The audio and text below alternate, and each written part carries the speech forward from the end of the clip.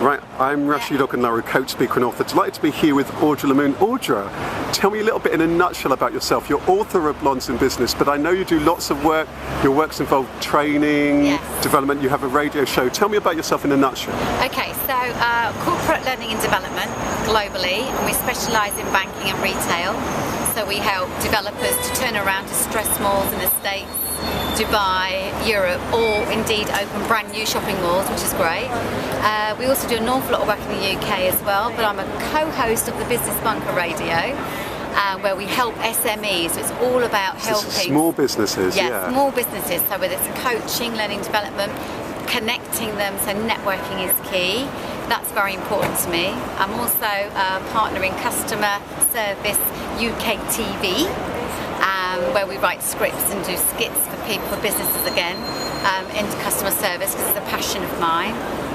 Oh my God, what else? Yeah, well that's a huge amount. So you're busy here, you're busy in the States and so on. Yeah. And what's really at the core of that work? It sounds as though you've got a real passion for customers and customer service and helping people really to develop so they're outstanding in their customer service. Is that right? And is that the thread also with the learning and development work? It is. The learning and development is usually a lot higher. So we could be dealing with massive corporates, blue chip companies, and dealing with strategy and vision.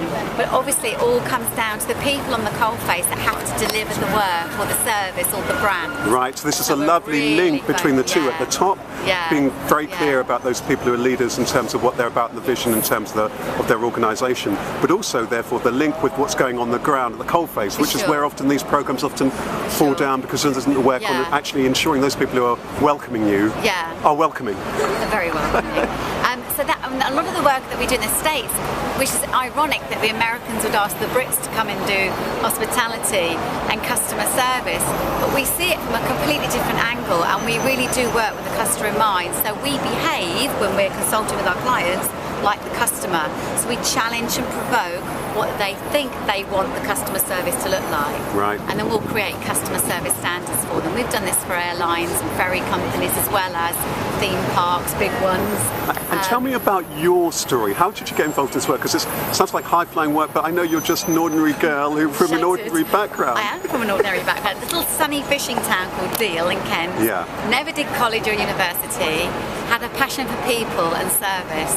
And my first job was a hostess on a hovercraft, where I threw up every day for a season, and they offered me the job permanently. I said, no way, never. I hated every single minute of it. So they grounded me because I was so sick, and said, look, come and help with the training of new recruits. And then I knew I'd found my destiny. So that's where the training and the development work emerged. And how did you then make the jump from there to do the kind of things that you're doing, where you run your own company and you're working internationally? How did you develop that? Because it's one thing to know that you've got a passion for it, another thing then to run your own company, work with a team of associates, and to be doing all the kind of things that you're doing. How did you make that jump? I would say a succession of lots of bad luck, and all that bad luck. I think it was Einstein that said, in every disaster there's the greatest opportunity, and I really did go through a series of bad things that nothing seemed right. I thought, you know what, stop worrying about it, stop complaining, do it yourself. I wanted to be a trainer or consultant, so I knew I had to go and get my experience. So I left the bright lights of the city of London, spent 7 years building my career, literally from a project coordinator right up to a management consultant, where I learned so much about the business, the strategy, that has to sit alongside caring for people. And there was a bit in the middle that was missed, and that was the link. So I've always brought property, people and projects together wherever I can, and just be compassionate about each of those steps as well. So understanding business, but understanding how to treat people really helped me then to focus and make the jump. So when I'd done my 7 years here, I would already work with massive companies like Walt Disney and Transport for London, all these sorts of people. So I knew then I could actually go and do it myself. Cheaper, fraction of the cost, but a fraction of the time. So my balance of life was just amazing. And I went back to Kent and built my empire from there. and then we moved to Dubai, held an office there, and now I'm in the States. So I just literally go between the three. And tell me, as things move forward from here, what are your passions now? What is that you're wanting to achieve from here? Because it sounds as already there's been a lot of distance travelled, personally, professionally, geographically. What's next up for you? What are you passionate about? What are you wanting to achieve from here? Everything I do, LifeWire is the business that's going to facilitate my animal sanctuary. That's all I want. It's an animal sanctuary, is that right? Sanctuary. I want to home, help or heal domestic or wild animals.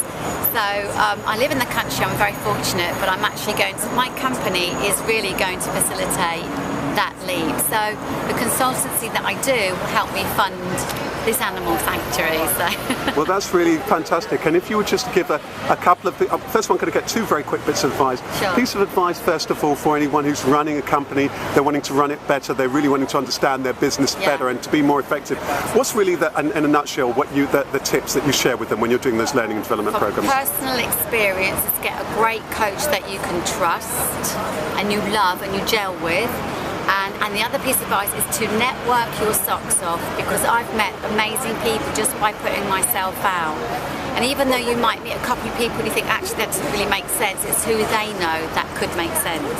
Fantastic. So network and coaching, get coached. Fantastic. So that's the advice that you'll give somebody who's on that journey in terms of building a business. And for those organisations who know that they need to do something in terms of their customer service or in terms of their learning and development, what are the essential things that they need to do? Although some of that same stuff may well apply, but what would you say there? What are the things that they need to be mindful about? They've got to get on the ground, get on the property, the building, whatever it is, and do the journey, be the customer, plot the customer journey, understand and experience what the customer's already experiencing, and then decide how you're going to get them up to the next level. Always work being the customer in mind. I always put the customer's hat on.